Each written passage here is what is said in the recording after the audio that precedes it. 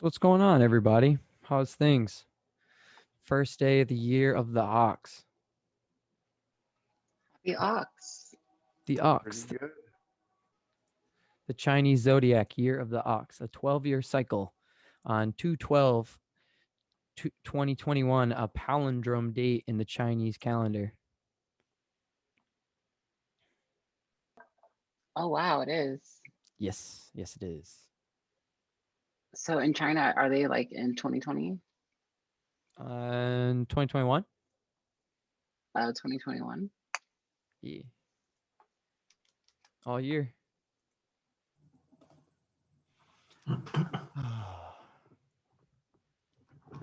How's it going, guys? It is going, Mr. Jeff. How art thou? Long week. Made Quite Friday. green. Holy shit. You're not Hey. kidding, it's been a long week. I get the on my normie Twitter, there's an account that a bunch of my friends retweet, and it's the entire account is just every Friday. It says, "Congrats, Sailor, you made it to Friday," and it's Mr. Krabs over like a SpongeBob song. And I see it every Friday. I'm like, all right, we made it. I just found one of those like it's totally on the opposite end of that, but similar, like the Twitter that says you're gonna die someday and it tweets it every day. I just found that and I'm like, follow. That's a good reminder. Carpe diem. Misha Sidewinder. Did y'all see the Zapper confirmation? I did Yeah. see a post of that. That is Yeah. pretty exciting. Oh, it's that fat link ath today. Oh, that was nice. That was real The nice. what? The fat chain link ath today. And you called it yesterday. Oh, Or I was know, it right? yesterday? Or When we were looking at the Nice. chart, I was like, it's gonna go really He's high. like, this is super bullish. This is too bullish. Wait, hold on. And then it's I was trying. I his recorded. projections.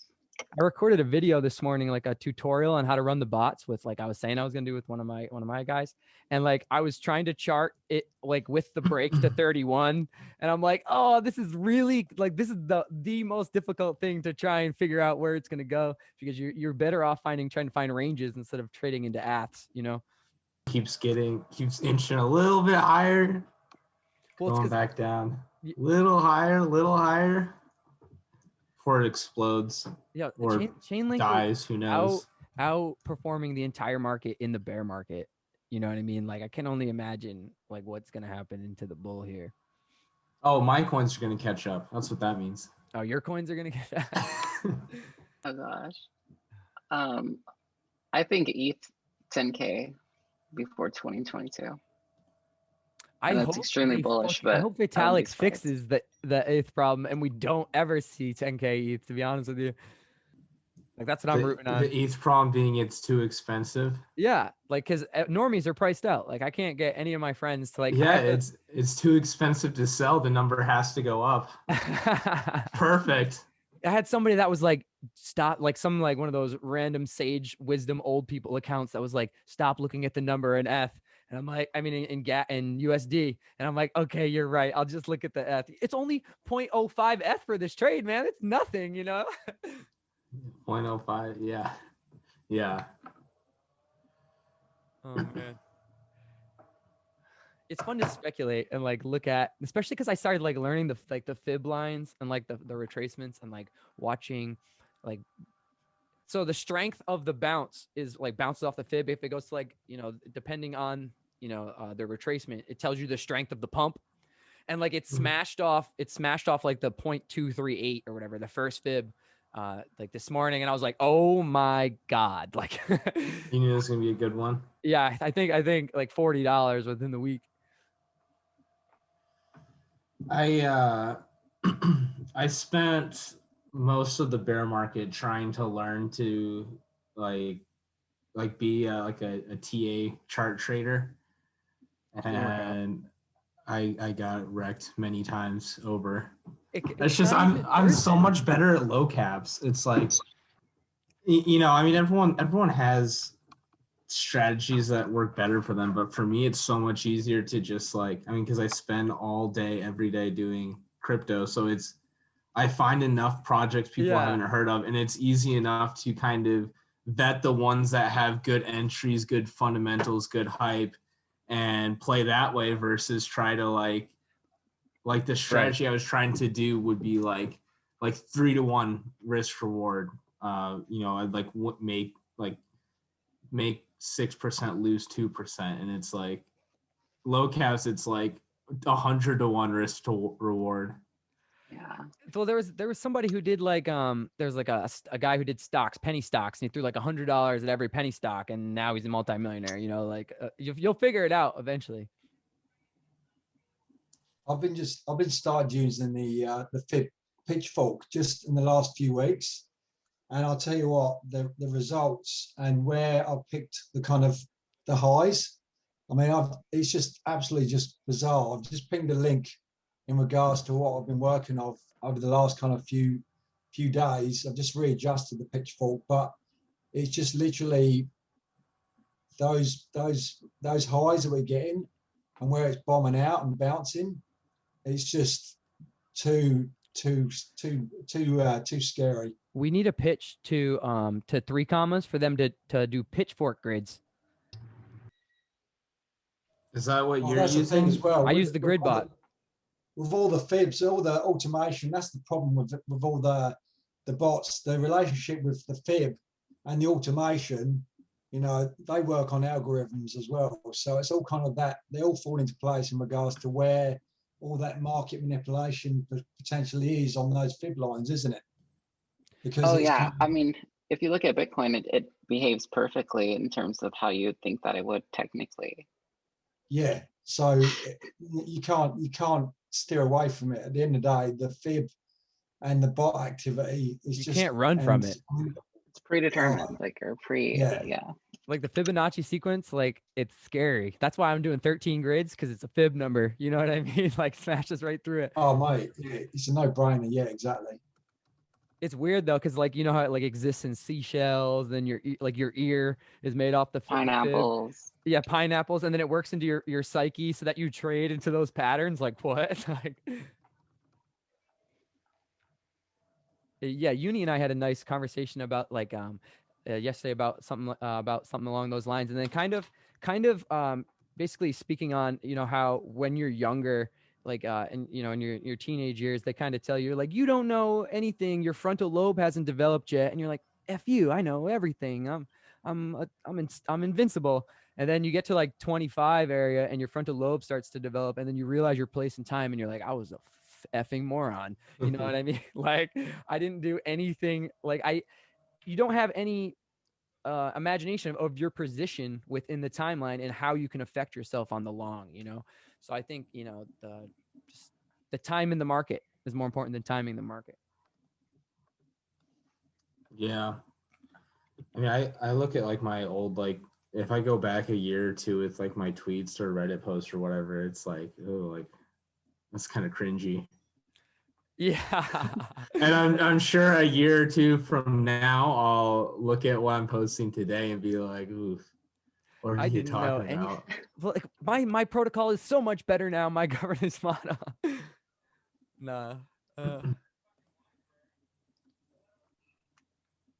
Oh, I like the pitchforks. I really do. Yeah, and there's once you know how to do it, the low, high, lows, they just so quickly just spin them up and just have a quick look as well. And I've been using it. I've just been using exo charts now, and it just shows all the money coming in. So let me just do a quick grab on that. Watching the market cap, I mean, like it was like the whole market of crypto was like 300 million or something, like in October, believe it or not. And now it's sitting at over a trillion very comfortably. 1.5. And yeah, Bitcoin itself, it was at $1 trillion market cap alone for the first time ever. It hit trillion? As far as like its fully diluted market cap. Oh, right. First time ever. Yeah. At 1 trillion. We're up like 50% in the month. for like total crypto market And cap. they just accepted what is it? Just Visa a just site. said they were going to be accepting crypto or Bitcoin. MasterCard. Mastercard. There you go. So I'm I'm gonna have to get sure myself a MasterCard now. Right. Visa. I'm sure everything else will follow. Well, my crypto.com card's a Visa. Whatever, for what it's worth. I've got a crypto.com in the mail now. Oh, I you got did, the you did purple it. one. Yeah. Yes. I see Welcome some to people that are like, recruit. I ordered in October and it still hasn't come in yet. And I'm like, ooh, I ordered in September. Ooh. I must have just gotten lucky. I think Yeah, it depends I on think the it's because tier. of United States. Like, Mm. oh, really? Yeah, they say Like- they do the higher tiers first. So I bet a lot of people go for the Oh. lowest tier and then they like never Oh, I get never it. did that. Okay, that makes sense. Because I started with the Ruby and then I went to Indigo. Mine says I signed up, I think yesterday, and it says it's already issued. There you go.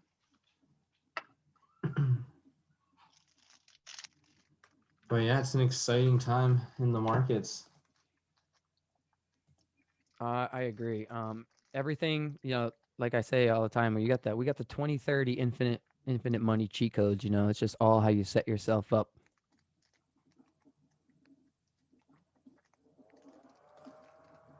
The 3 commas account. I made money already.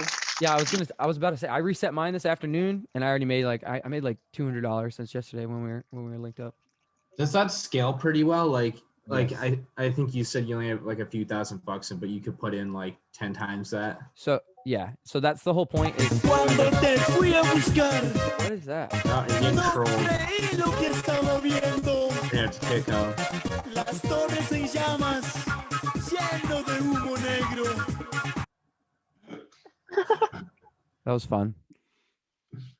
You might want to We do made it. we might want to do a sign up for the next one. We made it. Interesting. What was his name? Julian? I figured that would have been porn instead. Oh, that would have been best. We should have just let it roll. That was exciting. Dance along to it. Yeah, I was like, whoa, okay. Just bring the vibes.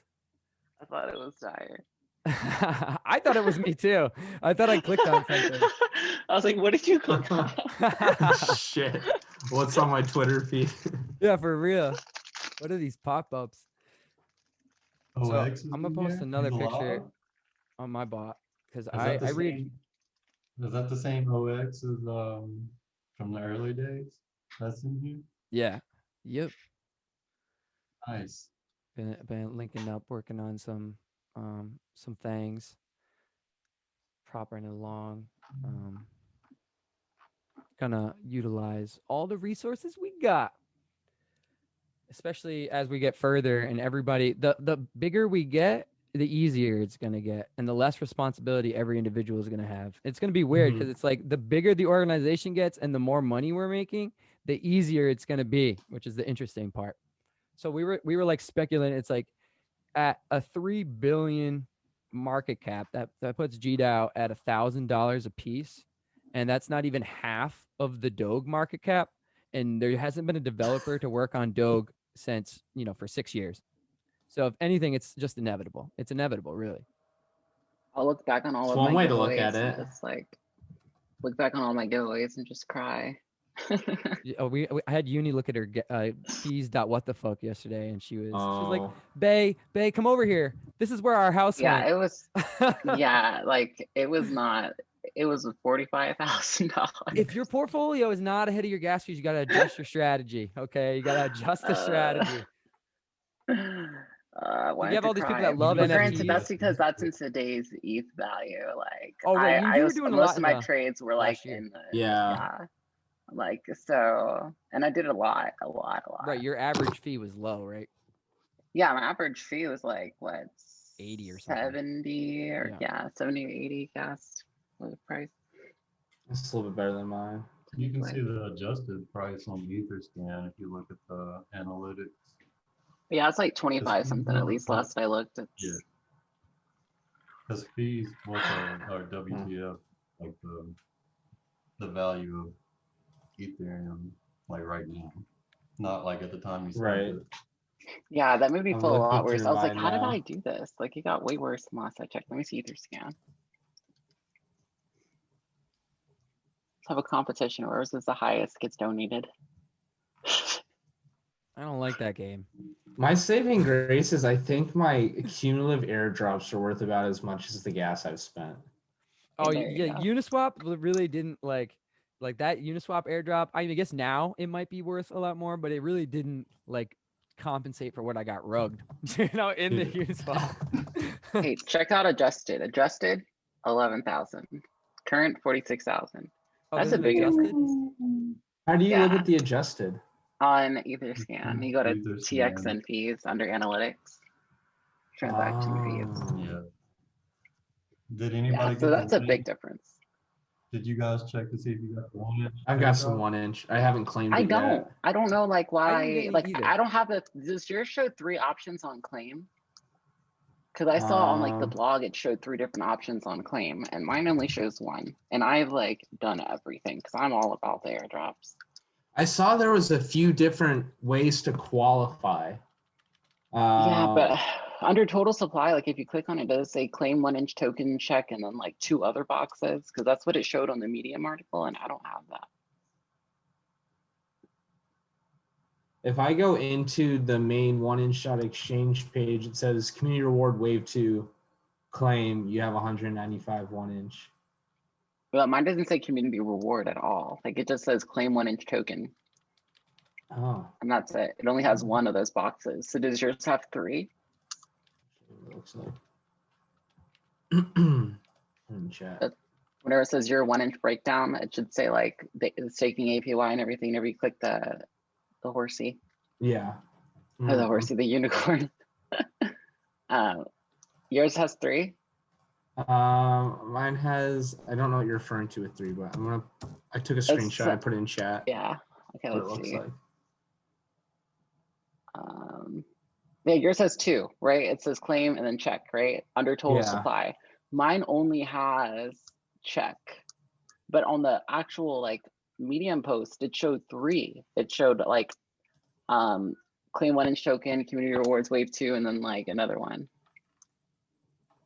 So that's just like interesting. I don't know. They also said like we know it's not perfect and we messed up a lot or something, basically. Not like we messed up a lot, but like we know it's not perfect. Yeah. So They could, I mean, the whole idea of this airdrop was to bring more people from Uniswap to 1 inch. And I feel like you really got to do it right. Because, like, I heard Uniswap airdrop or 1 inch airdrop for people who haven't used 1 inch. And I'm like, okay, I have like 6 wallets that are going to qualify. And then fine print, you have to trade a certain amount of frequency so recently. So I only got 1 airdrop. And I'm like, now it's like, okay, well, I'm just going to sell it then. Yeah, imagine if Uni didn't sell all her Uni airdrop. Man. I sold all my Uni at the absolute bottom. I didn't care. I was if like, I would have hodled, I'd literally have like a mansion. I'd have a down payment on a literal ass mansion. You wouldn't even have to Uni, so you never have to sell your tokens. You just put them into OV and then you borrow against them. Like I have like $50,000 borrowed against my assets. Farm off of them. I actually sold all my Uni to buy GDAO. You get a big old bag of GDAO. Well, depending on the price, that might have been any proposal you have. You want Sidewinder on your side. I'm remaining positive, so yeah, it was I'm seeing it as a GDAO to 1K each. No, it's gonna happen. There's a 22% APY on MPH if you deposit Uni. It's probably the best you can do. I don't even have it. Like, I mean, other than what I bought, like I don't have my. Right. Are you talking about? What are you talking about in OV, Jeff? Or no, in MPH, like just not lending. Although you're probably better off taking out like a stable. Yeah, you're it's better hard off because the stablecoin APY is so high. Oh, it's wrecked right now. Like if you just want to farm, it's kind of tough. You needed to do it like a month ago. That's what they meant by have your bags packed. Yeah, well, I mean, you don't lock in the rate, right? It fluctuates. Well, it depends. You can do a variable loan or a stable loan. So I have 3 stable loans for like $10,000 or in DAI, USDC, and they're all at 9.5. That's nice. So you Yeah. got like you're like a protected citizen. Well, I saw right now. I saw Stanny tweet one time. He's like, free alpha, lock in your stable rates low. And I was like, that is good alpha. Thank you, Stanny. Yeah, it's gonna continue to go up, and like Alpha Amora, like with the amount that they're processing now that they've got a way to do under leverage loans, that pulls up the lending rates on Cream, and then it all kind of trickles down. So that's what kind of we're looking at a lot with Vesper. It's just the best ways to target it. I'm hoping that some of these whales come and see in these massive 20% stable deposit rates, and they're like, oh, I'm not sure I want to buy anything, but 20% APY is really good, and then I could borrow more, because like I'm kind of a degen, and like I pretty much was borrowing every leg up, like every time I could buy more. Yeah, well, I just borrow more every time I can, and it got real risky. Back in like November, I've dropped to like a 1.02 on my health factor, and like I was like nauseous, and I had to like borrow. Like I borrowed a little bit of money from like my dad's portfolio or whatever, just so I could like cover myself, because I would have been so screwed if I didn't. What's the point of borrowing? Like, is that just to like leverage in? Yeah. Or So like... basically, I would. So let's say you have $100,000 in your assets, and you want to go and put that into OV, and then they would give you so let's say it's 100K in Bitcoin, and then you put that in there in the WBTC, and you could borrow up to 70% of your collateral in a tether.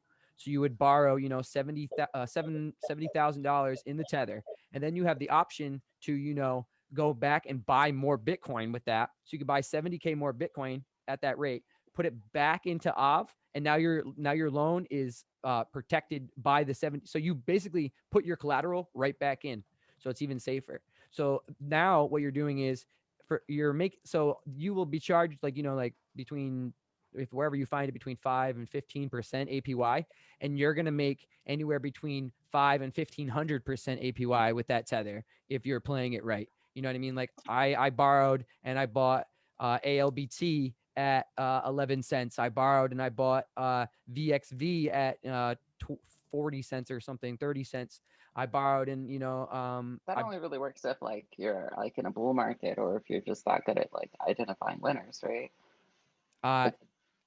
Well, I wouldn't have borrowed it's definitely it like if your collateral is going down, that's when you're gonna fuck yourself, because you need to pay back your loan eventually. Because people say that, that, like, when do you pay back your loan? And I'm like, well, never, because I don't really have to ever pay back that loan. It kind of just accumulates at the rate that I'm borrowing at, and it's kind of like a money printer almost. It's kind of dangerous, and it's like I probably spent $10,000 in gas in the last few months doing that, and I got like screwed for like a half an ETH trying to transfer my stuff to version 2, and that's when like I reached out to Stanny, and he like was like, oh, we'll look into that, and we'll never forget. I mean, it really does. Like, the biggest risk is if they're like back in March of last year, when there was like the flash crash, and this was kind of before there was a whole lot going on with Aave and Compound, but would have been wrecked. Maker ran into an issue where people couldn't fulfill their loans fast enough because everyone was rushing to settle up.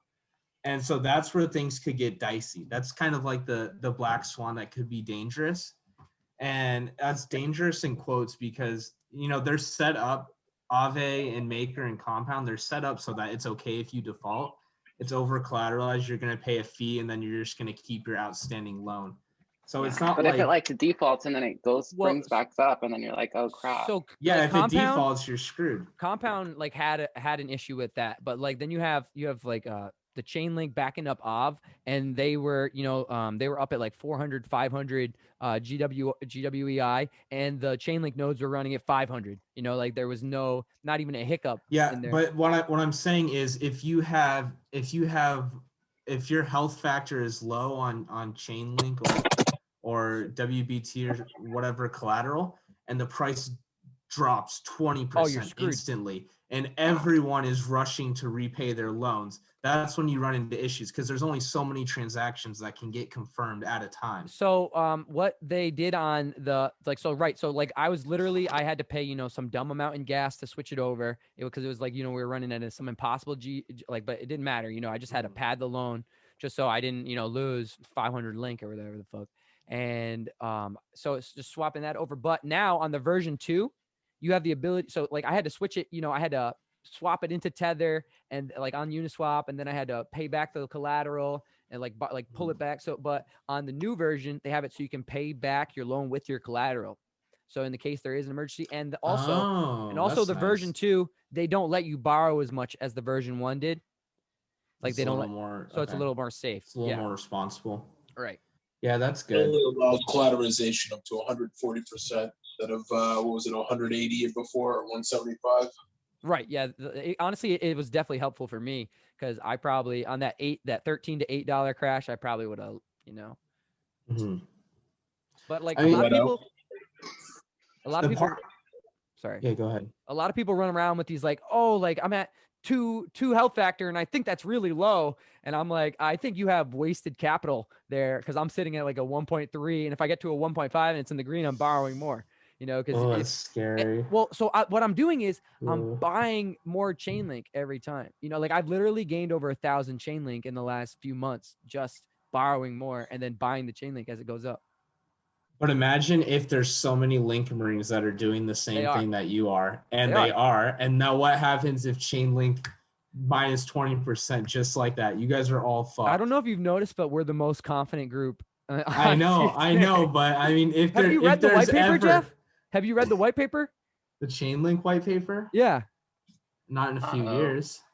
Yeah. So that was a couple years ago, like when I was like really like looking for my why. Like if I had money when I started, I would have never found, crypto. Like if I wouldn't have tried to find 1,000% gains, Mm-hmm. So it's like I needed to find a Hail Mary, and I like found like Link like at 50, or my first buy was at 19, and then it went up to like 38. And I like made $100, and I'm like, why did I make $100? And I went and like researched it, and then I was like, all right. Y'all know the most bullish part of Chainlink?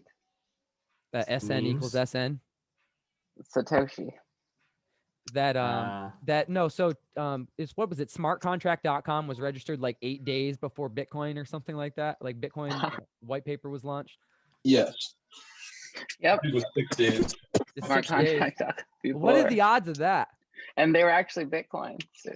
It's funny because there were Bitcoins in the image. There was one video, or one of the most recent video conferences he did. He like talks about how long he was in crypto, and they're like, oh, he slipped up and said he was in crypto longer than his resume says he is. I just said Satoshi. That's all. I didn't say anything else. It's funny because like people are like, that is the most, who's more likely to be Satoshi than Sergey at this point. I like the theory that there was this dude who was like a drug kingpin, who was also he was like an internet Walter activist White? early on. No, his name was Paul De La Rue, and this guy got into dealing drugs the same time Satoshi said he had to step away to pursue bigger things. And he's in jail. And so there's a theory that Satoshi is this drug kingpin, and the reason why he's not around is because he's in jail and he stepped away to pursue this affair.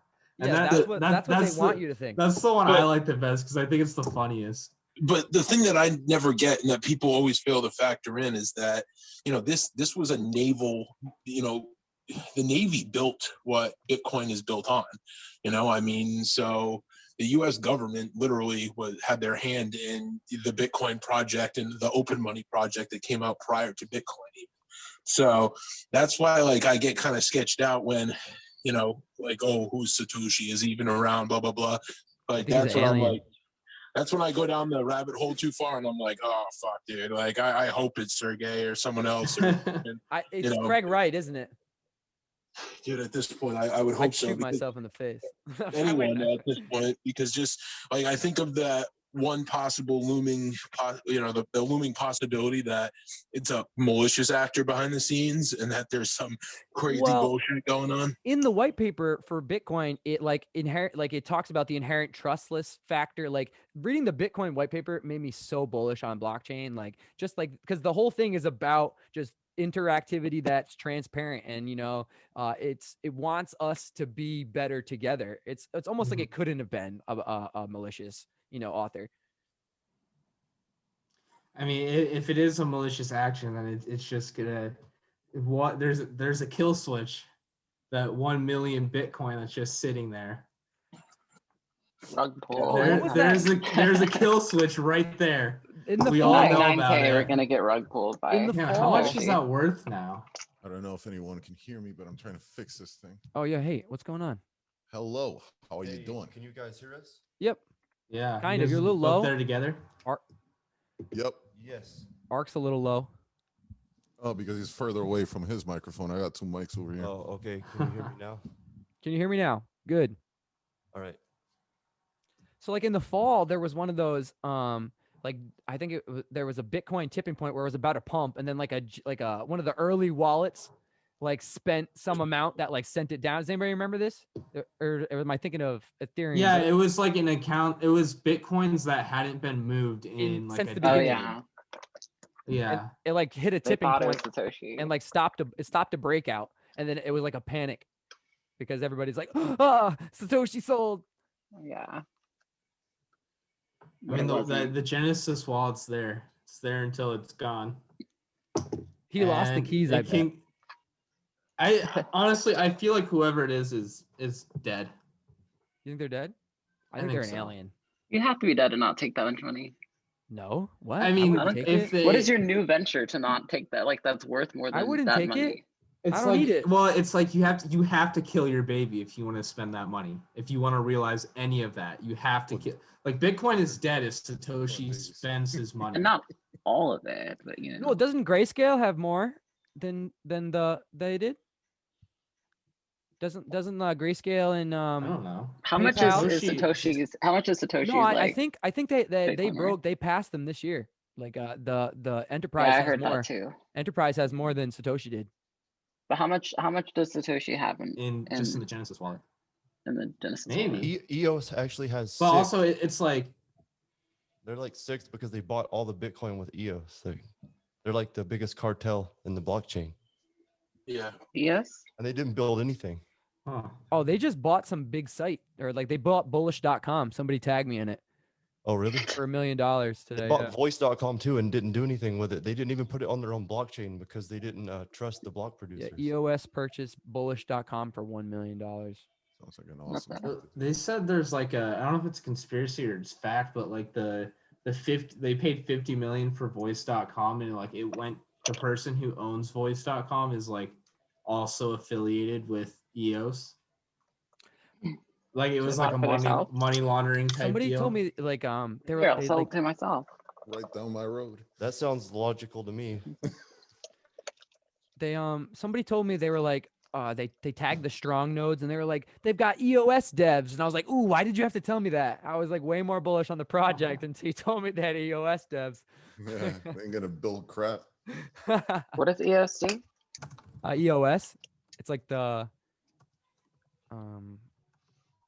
I don't even know what they actually. I think there was something to do with gambling or something. Their blockchain is designed to scam people. I don't know that.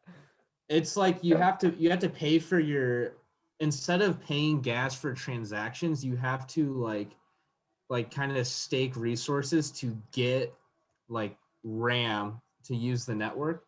And it's kind of set up where there's only a handful of people or institutions that actually run the network, and they get paid a good amount for doing that because it's really costly. It costs it's at least $100,000 operation to run in EOS, whatever they're called, the validators or supernodes. But the difference is supposed to be that it's better scaling, cheaper, faster. So it's good for something like gambling, where you want to do a lot of really cheap, really fast transactions that you can't necessarily do that on Ethereum. Makes sense to me. But there's also like 50 blockchains for that, you know. Like Yeah. it's pretty, especially if you're not used at large scale. Like Ethereum transactions used to be cheap. Bitcoin transactions used to be cheap. They used to say it was free to send money anywhere in the world. Yeah, that's how they got us. And And then then they like I said, started okay, sending well, money and it's it wasn't pennies. free. I'm like, huh. Like, holy shit, it's $200 to do this one transaction. Yeah. A little more than free. People used to think it was 100% anonymous too, and we all know that's not Oh, the yeah. truth anymore. You can't find me. Haha, you've been found. 2 Yeah, seconds. everyone that sold anything Right. on the dark web. And then they're like, oh, wait, how do I get this back into cash? Oh, yeah. Okay. I Money guess not. Yeah, it's like because so I put like you know I had like $100 or whatever, like a little less in Chainlink on crypto.com, and I was like gonna withdraw it, and they're like, oh, we want 0.9 link, and I'm Better like, get another arm for that. no, I'll Stick just out leave that it. way. Like I'll just I'm not moving it now. Right. All right, guys, I'm gonna have to hop off and take care of some other stuff. But you guys continue. Yeah, no problem. We'll sit in here I'll- for a little bit I'll longer. be around for the next one in 2 weeks. Yeah, and I'll see you tomorrow afternoon, Yes, sir. and then we'll roll into the team one. Good talking to you guys. Awesome. All right, later. Adios, Ah. man.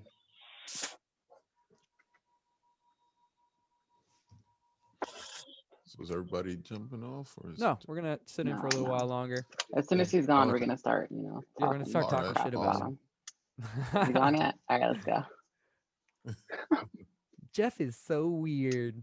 That Jeff guy. I can't wait for him to because he's gonna watch it after, so we gotta give him something to see. No. Yeah, He's too good for us. I like your background, yeah, Cody. that background's awesome, man. You like where I Dirty set Zed. the mic? Like Dirty right Zid, there, my friend. right there on the good and the bad, right there on the white one. Yeah, yeah. Speaking- it was on speaking the black. the There good- you go. Right, speaking the right good there into on the black world. dot. Yeah. Got I all thought the about it all chakras by back here, accident. too. I was like, oh, that's pretty cool. We could lay it there. Yeah, so how's everybody doing? Has anybody else hit app today? Anybody else app today? No? Then Link. Did your bag app today? I got a bag app today. No? I think we're Damn. all season now. What do you guys think? Yeah. What's up? Yeah. What is it? I did get All that. season. I got that drop from. Oh you yeah, got a 1 1 inch. inch? everyone got like the 1 inch drop. I didn't get wait, any not 1 inch. everyone. Don't Well, I mean, speak. I Please didn't. speak for yourself. I'm a hodler. I'm a Everybody but hodler. like I don't pay gas fees. yeah. I'm on X-Stack. Yeah. All my homies hate gas I fees. would love that style. Does the 1 inch come directly in, or how does that work on Oh, you go Uniswap to the for 1 inch that? website and you can claim it. Yeah. That's what I Via did. the Uniswap one though? If you Yeah, it was the use, Uniswap if one. you use Uniswap 3 times, you're eligible for it. I used to. Oh yeah, I've used it times, tons man. of times. Well, it has to be in the last 2 months though. Since the Yeah, I've last airdrop. definitely. Well, it definitely was done always that. dumb. Like, why would I use like if it costs more to use 1 inch than Uniswap? Like, why would I use it? I don't know. You know? It doesn't. I don't know. We got Zerion though, and it usually picks the best. And usually Uniswap has the best prices though. The MetaMask one does something like that too. They do like a Travelocity thing where they kind of try all the different ones. Yeah, it does. It goes through all of that. Yeah, And you then I think toss they're it- allegedly they're doing an airdrop, but that could just be a rumor that they put out so people use it. I've only used it once. Yeah. Yeah, If you're it only could be using, one of the biggest though for sure. I will definitely start using that. I mean, Yeah. it works. I've used it one time. It's pretty It good. doesn't cost that much more either, usually. No, it literally just selects which one has the best prices out of Mm. all of them. If they could figure out how to integrate layer 2 in there, they would kill it. Yeah, They would that kill it. would be It'd super be game nice. over for Honestly, Uniswap. I think we would be in such a better place. Like all of DeFi would be in such a better place if Ethereum didn't cost $30 to do a small Oh transaction. yeah. $30. I paid $200 before yesterday to do a transaction. I literally paid the $200 gas fee On Aave. on Aave. Well, yeah, well, yeah, obviously it'll be like but like a Uniswap gas fee or whatever. Like I sent $50 to my buddy who like did a video for me earlier, and it cost $9. You know, like that's not Y'all check sustainable. every time before you do a trade. Like, do you go like on Etherscan and see what the fees are on there? Yeah, or I do you get the just trust notifications Swab? constantly No. with the gas. I don't do anything during the day. I have to wait till like 12 at night usually to do anything. Well, I figured Unless- thinking about it unless I'm 3 just- hours later wasn't worth the $5 that it might cost less. Yeah, I've screwed myself too because I was gonna buy Ocean like 4 days ago, and then it like doubled. Our and- Ocean's looking good. Yeah, Ocean's looking great. Yeah, we got that grant on Bruce Pond's birthday, and now Ocean's cranking since then. Imagine, I want to do that. I want to give out grants on my birthday. Yeah, that would be awesome. Actually, so the airdrop is a day before my birthday. So basically, we're doing an airdrop for my birthday. Nice. Yeah. We did the launch on my birthday. I just didn't tell nobody about it. It was my. I own just didn't personal- want people to know that it was my birthday. I didn't want anybody to sing to me. It was the project's day. I didn't want to take anything away from it. Are you talking about the 6th? Was it the 16th or the No, December November the 6th? 22nd. 16th? Oh, Oh yeah. well, happy belated. The sacrifices you made. Extra belated. Yeah. Happy belated. Oh yeah. So what's going on? What are we doing? What are you guys up to? I was just excited to get into a community chat. I was hoping, we'd have a few more outsiders that wanted to poke at us. I think it's interesting that people were more interested in the work meeting than they were in like speculating like the DeFi state. I get, well, because I've been inviting like people that I know personally, and like Bruno, my friend here, he popped in. He does some light developer stuff. Might end up in the long run end up providing some value. That would be pretty cool. Just so basically what we're trying to do is just, just like create a lifestyle, create an organization. Hopefully we can kind of over the next week develop some sort of like a sign up thing. We can like talk about that and just, getting people's contacts and like uniting us all. And then we're like, send out a text of, we're meeting this time, or because in order to kind of, keep an not necessarily a contact list, but having all of that information is vital for an organization. Because if we got shut down on Twitter, we got shut down on Telegram, we got shut down on Discord, it wouldn't be, we wouldn't have any contact. No more. Yeah, we should definitely get an email list going, and it'd be good for us to keep in contact with our our fellow humans. Yeah, we can talk about that tomorrow if you guys are gonna be around in the afternoon for that meeting. Yeah, I will be here. Yeah, we'll be. Yeah, we got Mailgun, so I'm wondering if we could run it through the same service. So yeah, that'd probably be the best way to do it. Cool. What is this going on tomorrow? We're gonna do a meeting in the afternoon at 1 PST. Gonna do a data and update. Okay, y'all don't need me, right? Okay. Don't necessarily. If there's, I can keep you update and then let you know anything on that one. Yeah, I have a meeting right at that time. No problem. And we could probably work something for Monday. I want to start doing like, I think I'll do like I might do it personally. I might start doing like just like a open Monday. Just be like, if you don't know any, like if you want to just know things about crypto or anything, I'll be here for an hour. You can come ask me anything you want, because I have a lot of people that try and like ask me questions, but they also think it's weird that I'm trying to schedule appointments.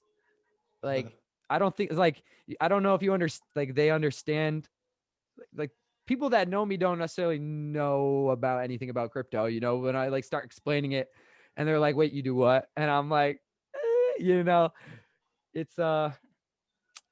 easier if you just Magic come watch. internet money. I'm internet money, Yeah, I'm internet money. But so I really want to like John and I had like a little bit of a conversation about creating our lifestyle of the DAO and like kind of creating an all-encompassing one-stop shop for all of us to, for people to come and learn through us, figure out, like, let's say we wanted to, point people the best way to take loans, point to people the best way to, learn about Solidity, the best way to find micro tasks for work, because I talk about it every single meeting. The micro task economy, the gig economy is going to evolve into pretty much everything besides, like master electricians, like those type of trades. Everything's going to be hyper gigs, like deliveries, every little piece of work is going to be in some way a micro task, and you're going to be almost our timelines, our entire life is going to be on the blockchain. Unfortunately, it's going to get worse, and this technology is either going to free us, or enslave us. And we're kind of in a really good position, working on a DAO in 2021, when in 5 years everybody's going to be a part of a DAO. So like they don't even realize the importance of what we're building yet, because we're working on, like, imagine if we did this 2 years ago. Like, imagine we'd be at a K a piece. It'd be easy. Like a year, Even 2 years ago. 2 years ago, if you had a white paper, you were the king of the king on the playground. what amazes me is the people who are in crypto who still fail to realize the value of a DAO. It's like, crazy. Sorry about It's that. going to replace all modern businesses easily, just based on the fact that it's going to save tons of money. You don't have to have lawyers. Everything's automated. I mean, you can't target a CEO. Right. So I mean, just that. Not even for the freedom wise. Just money alone, people will do it. So we're like we were talking about so like John and myself were talking about like, I remember I was mentioning that barbershop thing, like tokenizing. Hammer this. It's, I swear in my fucking life, right? I click sit out next hand. Look, it's ticked, and I fucking what? Just missed it. Get in the hand, pop set. Watch me fucking rip this. I need to video it because it happens to me every fucking time. 102, 40 in the pot, back pot, 40. Watch. R.I.P. Look. What is happening? I'm so confused. I don't know, but I like it. Whatever's happening, it's pretty good. I like it. Keep the rail going. I forgot what I was talking about. But just like basically being ahead of the curve, and everything, being a part of an organization like this. And as we grow, you can be a part of 5 DAOs. You know what I mean? Like, you can be the more beneficial, the better. You might not want to be a part of 5 DAOs, because you might get better results from working with us long term. Like, that's the goal, is to always have incentive for people to want to work with us and never want to leave. So it's like, that's why we're kind of having the discussion of getting people to join and not necessarily requiring them to buy tokens to join. Like, investing, I think that's the project key. is an option. You could work in the project and be involved in the project and learn from the organization without necessarily investing, but once you see what's happening, you're going to want to invest. You're not, like, if you're anybody with anybody with half a mind is going to see the long-term results. Yeah. The long-term potential. The value proposition, and then they're going to want to and they're going to want to buy themselves. But we can't tell people, hey, you have to buy tokens to join this elite club over here. No one, like, that goes against everything crypto is supposed to be about. Right. Like, I don't, because that was like the first thing. I'll be like, like, some of my real life friends, I'll be like, hey man, join my DAO. All right, how do I join? Buy my token. That doesn't work. And well, I mean, we can say mining now, but that's going to end. So like, we can't really rely on that for long term. Come learn with us, sit in a meeting, find out what we're about, find out about the long-term plan. I'm hoping that we can, get more content, like over the next, few weeks, get some like real good content about what we are, what we're doing, where we want to go. And then especially like with all the meetings and stuff like that, we can literally just rip these things and just throw them online, and then take out pieces of it, take out micro content of, any good riffs we go on in our meetings. And then the whole thing's like a podcast. We can literally throw this up like a podcast.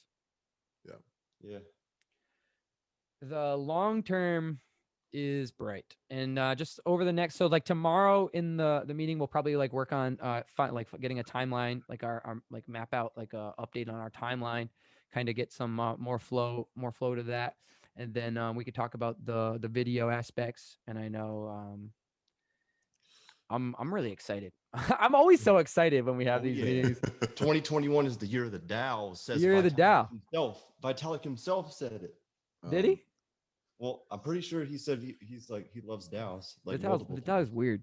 Yeah, he does. I was listening to him on at ETH Denver, and his whole speech was about DAOs. He was like, they had him live at his hotel, and he was like, or what? Not his hotel. I'm sorry, live at wherever he was, and he was given a late night speech on DAOs, and it was pretty interesting because he was talking about things like we just mentioned, where there's the problem of how do we assure true decentralized, participation and authority and voting power, and so that we don't just end up putting ourselves into just another situation where people who are just the richest are the ones who are going to be in control. It's no different than the status quo, right? So it's like finding alternative ways to ensure that level of participation or voting power can be met without it necessarily being strictly monetary. And I think that we're doing a good job moving in that direction. And I think that's also why we have a lot of people that are coming in now and recognizing Governor now that may not even know English very well, or maybe from countries where they don't have a very high level of income. But like with GDAO, they're able to make what is an exorbitant amount of money, maybe what they may even make an entire month by winning the competition, the Gleam competition, for example. So, those are opportunities that you can only really see with blockchain technology. And I think that's awesome how liberating and how democratizing it is. Yeah, that's true. The ability for everyone to participate in this worldwide economy, like you said, is amazing. Like there's never been anything like this before. The participatory economy. Yes.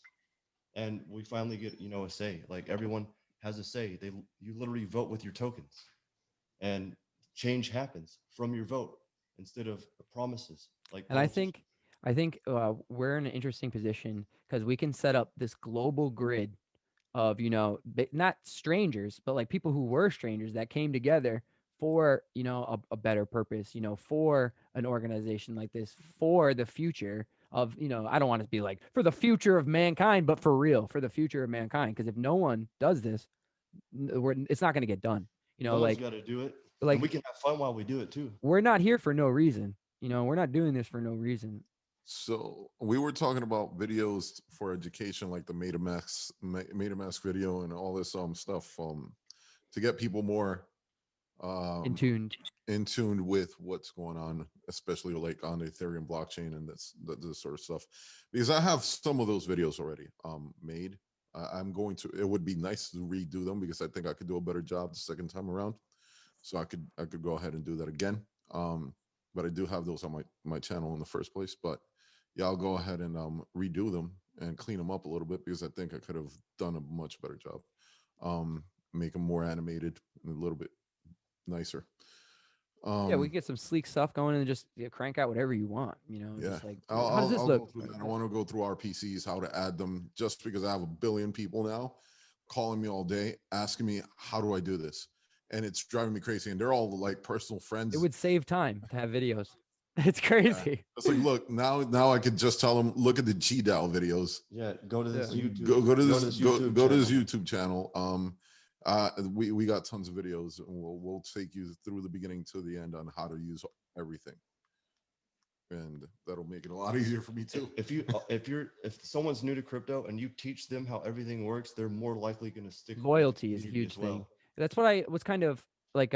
So you have these people who are just loyal to these like total shit coins because the whole idea of blockchain it's revolutionary. Once the light bulb for blockchain clicks in your mind, whatever project led you to that, you're going to be attached. You're going to be like, this is the one because this is why, but you just found the first leg of the chain of everything that evolves out from that, and it's like, people will be like, oh, like why everybody thought XRP was so great because it worked with the banks. I never thought that thing was great.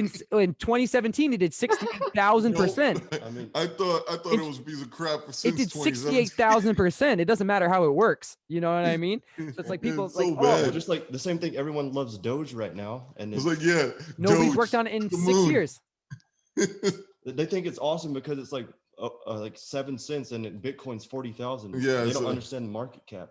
Right. The tokenomics is a huge thing. Not understanding that, like when Doge was at 10 cents or whatever, and it was at the same price as like a $25 link. That 9 cents and 10 and 25. It's the same value. Yeah, people compare it too. Yeah, it's like new people definitely don't understand the market cap and I didn't when I got in either. So I was like, oh, this looks great. So I was like, oh my God, what's going on with this? Then I got a better understanding, and I was like, oh my God, I'm an idiot. Yeah. This token is so cheap. Yeah, no, it's so not. cheap. Bitcoin's 40,000. This thing's pennies on the dollar. It's 44 cents. Like it can do 1,000x. I mean, at least I didn't do it with XRP. If it goes up to the Bitcoin price, I'll make $10 million. Like I'm gonna buy 7 yachts. I didn't do it with Bitcoin. What was it with XRP? I did it with Cardano. Yeah, ADA.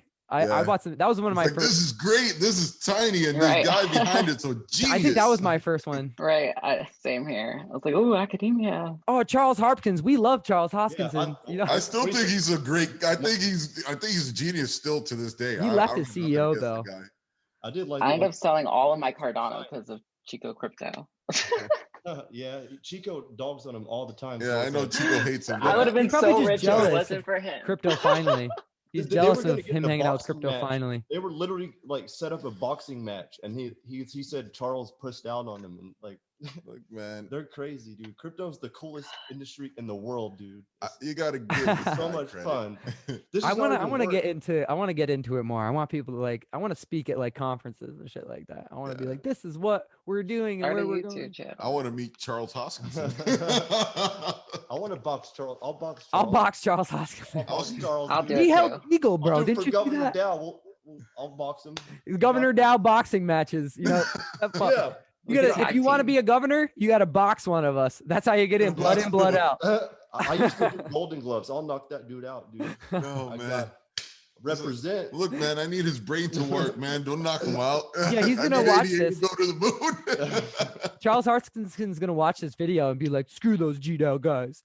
Hey man, maybe he'll like. Don't hold me accountable. Oh no, we'll have to tap him. We'll have to request to see if he wants to be one of our original governors. Yeah, that'll be Charles great. Hoskin. We should totally bring him. Just tell him he just has to beat me. I'm like the least intimidating one in the boxing ring. So yeah, you gotta box if he one can of beat me, our original governors to get into the OGs, the OGs, original governors. The OGs, the original governors. See what happens. Maybe we'll box instead. You'll see Vitalik and Charles go at it. That'll be great. No way. I don't think Vitalik will do nothing. He'll probably cast. Vitalik like no. He'll do some alien stuff. So our plan. Right. We have a question in here. So we have a question here. What our plans for cross-chain governance is, and our plan is to box the leaders of the other chains until they bend the knee. That's our cross-chain governance plan. I'm just kidding. Actually, like in all seriousness, my meeting tomorrow is with Polkadot people, and I've been kind of getting my way into that's that awesome. too. Yeah, I've been talking to some people. So apparently there is a very big plan for our cross-chain governance, and not just boxing. Yeah, I would box the shit out of Justin Sun though. While we're at it, if anybody gets a hold of Justin Sun, have you messed around with substrate any? Like building blockchains or anything like that in Rust yet? This is part of the meeting tomorrow, so. Oh, cool. I was just curious, but I'll be there. So we were talking about. Oh no! This is between me and yeah. She'll talk to us I meet about with it some after. founders of some projects, and like I've been trial There's testing 100% some concepts. There's some stuff in my there's some stuff, and y'all see the chats, with the Governor Academy and what's going on with that. So I am definitely trying to make something that's never been done before. And it requires of me to have exposure to doing it myself before I go and try and train people to do something, so yeah, for sure. It's been fun. I gave a presentation yesterday to someone on different governance models and asking questions in regards to how he wanted to do things like his initial liquidity generation even. And that's what I meant earlier. And I was surprised by just like, not really surprised, but just like, it's interesting how there's so many people in blockchain and blockchain technology, and so many like developers, especially, who are very intelligent. They know what they're doing in terms of developing, but whenever it comes to the governance aspect, they're like, oh, well, it'll all just fall into place. It's just gonna work out because I have such a great idea. Like, your idea can be amazing, but if you fail at the governance component and you fail at decentralization, then what do you have? You just have another project that's centralized, and the only difference is that it's transparent, but it's not decentralized. It loses that element, and that makes it, to me at least, it loses what makes crypto unique, what makes it special. Beautiful. Well said. So I got my own little vision of how governance works. It's almost like, governance on a DAO works. It's almost as if you took every C-level executive in a company and fired them all. And basically, whoever holds a share of that company, they vote on what needs to go on with the company in the future through their voting. And so basically, those C-levels are gone. Yeah, the community decides. The community decides exactly the direction of the entire. And we're as strong as our members. All of us, whatever we're learning, all of the things we're gaining, all the skills we're gaining in the long run. This is something like, let's say, Justin Boyle right here learned how to, saw governor. He's like, this is really interesting. Learned all about governance, sat with us for a year, and like now it sits as one of our acting governors. Now he can create his own projects. He's running his own proposals. That could happen. Like, literally the whole reason most of us are here is because like people like Jeff and myself, we put in project submissions, like concepts for Bree. And they were like, we're putting that in the timeline. So that's the whole thing that draws us to these organizations, is that we can be community driven. And these individuals who might not know how to do it on their own, we're coming together and we're getting it done. There's a real And I think that a lot of organizations do at least a decent job at achieving what has been described thus far, which is a decentralized organizations. And there's even a similar corollary in finance, where there's decentralized organized companies or corporations, right? But the element that makes DAOs in particular unique and special to me is the autonomous component. And that's 100%. Why, especially whenever we're engaging in these conversations, to also be aware of, yes, there's a human element, which is great, but also to reach it to a certain level of sophistication such that it is autonomous, which means that it has built-in mechanisms that both enable it to function without having someone there to motivate people to do it. There's already built-in incentives for them to want to be participants. They get like rewards, in other words, for adding value to the organization, and that the organization has some sort of resources, like a treasury, for example, set aside that it can use to make all these visions happen. So absent both of those components, the incentive component, the incentive layer, and the resources layer, that bank that you can just grab out of your piggy bank, absent those two things, you don't really have that autonomous component, but that's absolutely vital. And I think that's what makes what makes DAO so interesting to me compared to just decentralized organizations where you just have shareholders. They also have a nice blend of community and automation, so it's like a nice synergy, and that's, I don't think there's ever been anything like this before, where humans and automation are like coexist in the same way. That's the whole point, is to run a smooth operation and create this this benevolent force, this like global benevolent power that just wants the best for everybody. And if we are, we can actually do this. Like, if we have the power, we have the technology, we have the people, as this scales out and we get more, like, it's, as I keep saying, it's going to get easier as it gets bigger. Yeah, I think what's interesting is that, like, right prior to me doing blockchain development, I was heavy into machine learning development, and like writing algorithms that can like read paper, that like your handwritten stuff, using like neural networks and other sophisticated machine learning models to have a machine behave like a human, in the sense that you don't have to give it explicit commands. It can abstract out what it needs to do based off of certain aspects that have been pre-programmed, but every decision that it makes is not pre-programmed, which is what makes it in its own way autonomous. So I think that having that level of integration, where you have a marriage between autonomy, or not autonomy, but having a marriage between automation in terms of a learned automation, one that actually gets better over time as well, and decentralization. I think that if that has the right parameters tuned up and everything, and it's all done right, it can be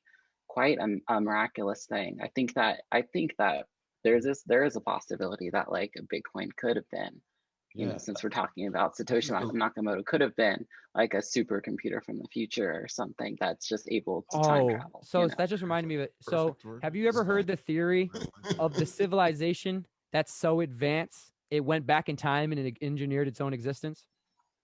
That would be basically what you're saying. In its own timeline. So it's a society that's so advanced that it went back in time and engineered its own. It needed to make itself, but like that's like the chicken or the egg type thing. But like the grandfather paradox. I think that whenever it comes to time travel, though, that you'd have to, if you're traveling back in time, it would have to be on like a different timeline than your own, right, because of the grandfather paradox. But which is to say, like you can't like meet your grandfather because you, or like stop your grandfather from having you as a child, because if you did, then you wouldn't be born, right? So that's why there's a grandfather.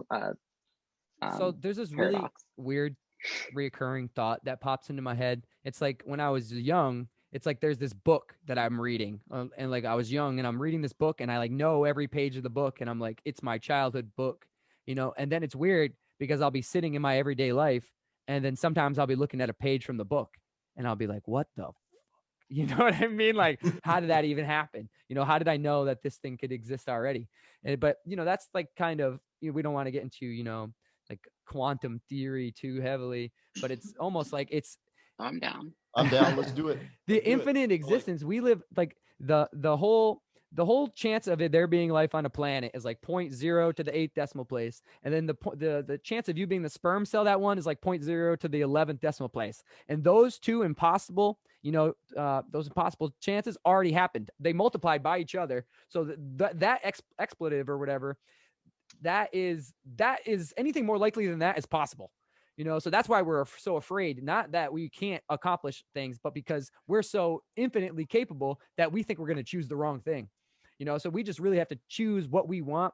There's a book, or there's a story about I think it's a girl who's looking at this tree, and on every branch at the end is a fruit that is a different future timeline for her. In one timeline, she's a lawyer. In one timeline, she's a astronaut. In one timeline, she's a mom, a cook, a blah, this. And then as she's standing there looking and just paralyzed with all these opportunities, the apples and the fruit are drying up off the tree and they're falling off. And all the chances that you're wasting by not just going for something are falling away as you're not deciding what you want. And then we get paralyzed, and then we end up in these ruts. And then we don't make anything of ourselves, and then we just get negative, and then everybody around us gets negative. And it's almost like we build on ourselves. It's once you make that the cognitive decision that you're going to try and become the best version of yourself, this thing builds itself. Like I've been like sober, you know, 2.5 years or whatever. And at the start of that, it was impossible, but now I'm like unstoppable. You know what I mean? Like this grab life by the balls. The snowball's an avalanche now. You know what I mean? That's what governors. The snowball is going to become an avalanche. Mm-hmm. And you can have fun and change the world at the same time. I'm loving this, and we're working on changing the world right now. You know what I mean? Our community's so fun. Like that's everyone loves like the stickers and everything that we do. So like building something awesome to change the world while we have fun, that's key. You got to do both. It's like you're passionate. If you're passionate, you never work a day. Like passionate about your job, you never work a day in your life. I never work. Crypto is so awesome. It's like you live in a different timeline when you're in crypto. It almost ages you faster too. I don't know, man. I am aging faster. Well, that's why I take vacations and stuff in Mexico like frequently, because like you gotta get like if I'll just wake up instantly and just open the computer and then like I'll just sit there all day. You gotta give time for yourself too. Now I have an excuse to take a vacation. Thank you. Yeah. Feed myself. You got to spend time in nature though, some too, because like I don't know, I'll just stay at a computer all day long unless I force myself to, you know. That happened to me. So last week I was like, everything was pumping and I was like staring at my screen all day and I just felt detached. I didn't feel human. I was like, I don't feel real. And then like I was like on my way to dinner, I was just so negative, and I walk out of my house and I slip down my stairs on ice, and I'm thrusted back into the mortal coil. And they're like, "You're human, you're here." And I'm like, after the first 10 minutes of me being like, "Oh," I was like, "Thank God I'm alive." You know, because if you start falling out, this thing's gonna remind you. You know, this thing is interactive. You're living in this thing. It's a life form. You know, it reads and it feels what you're doing, and you decide what you think you become. I genuinely believe this.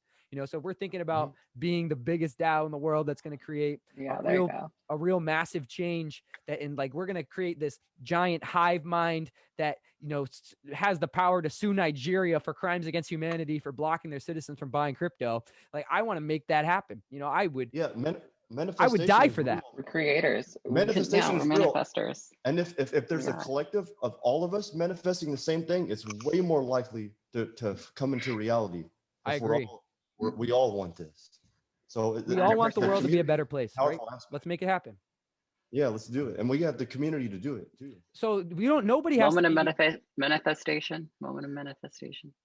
Moment of silence for the GDAO future. China did that go very well? I don't think so. And they're talking. You can't really ban crypto. Is it good luck? Oh no, there's no banning crypto at this point. It's sitting here. It's like moment of silence. We're having a moment of manifestation. Y'all are like, sorry, we were manifesting too, but yeah, they were. Everybody imagine GDAO 1K. Ready? GDAO 1K. GDAO 1K. You're going to go Super Saiyan. I think you know what we're building. We mean the best. We mean well, and the universe, it wants us to succeed. I genuinely believe that. You know, like the other day we were sitting in our meeting and we were like, we need an exchange, and then, you know, 3 hours after the meeting, Gate.io. You know what I mean? Yeah. So Hilo's like, dude, I thought we were. I said I'm gonna apply to 20 exchanges, and then we got Gate.io, and I was like, all right, well, I guess that saves me a little bit of time, you know. And that KuCoin wanted so much info. Otherwise, we would have applied to that. Yeah, KuCoins. I love KuCoin, but they want your firstborn son though. Yeah. And they can't have it because I already have them promised to someone. My mom just called me. She's like, "What do you think's a reasonable amount for me to give you to invest?" She's seeing the charts, I guess. Yeah. Tell her 10K minimum. My dad wanted to buy some GDAO because I told him it was on like $1.50, but he's like, Bitcoin's 40,000. I want to buy GDAO, so he doesn't understand like the prices, like the market cap thing. That just shows you like. My mom knows how to buy Bitcoin. Well, wouldn't we have a higher cap than Bitcoin at their market cap? That's it. No, we wouldn't. We'd have half. Pretty low, so right? That would have been a good buy. Yeah, that would have been. This is going to be a silly question, but what's the supply on Bitcoin? 21 million. Oh, right now, 18. Oh, 18 million, I think, right now. So if we had the Bitcoin market cap, we would be much higher in price. Oh yeah, significant. Definitely. Nice. So low. What a lot of people that are new to like crypto don't realize, even some people who aren't new, is that like, and I've had friends tell me this is how I know, is that like they'll be like, oh my God, no way, I'm not gonna buy that token. It's only 25 cents. I want to buy this token. It's $1, which means it's worth more. Right? They don't consider like market cap and like total supply at all. That's gonna be like one of our first. Goes over their head. Yeah, everybody does that though.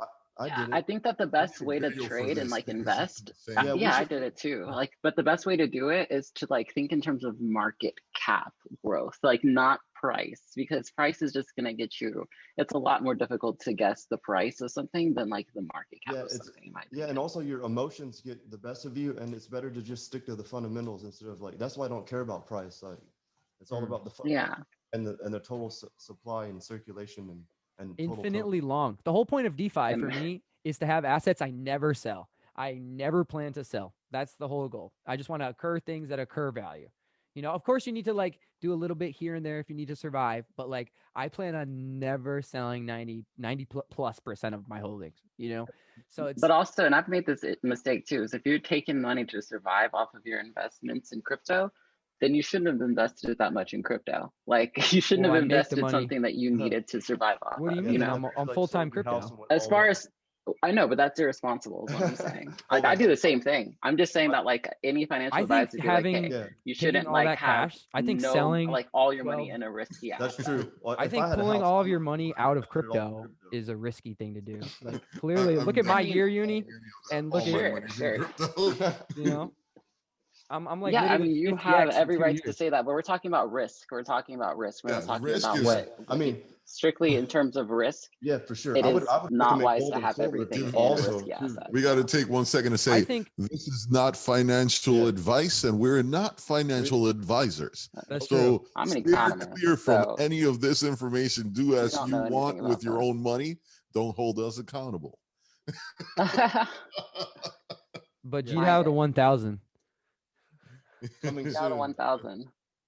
That's a good forecast. Like, Yeah. It can happen by 1,000. the end of the year because we're just in the beginning of the Once bull we market. pump out all the stuff we need to put out, the community will notice what we're actually capable of doing. Well, once the money And- comes in, it's nothing slowing down. You know, once they're they're going to be able to see. They're like, well, oh the my revenue. God. in the peak It's of the bull starting. I run, see people flooding up the room and everything with this in the like, peak of the bull run, unlimited supply.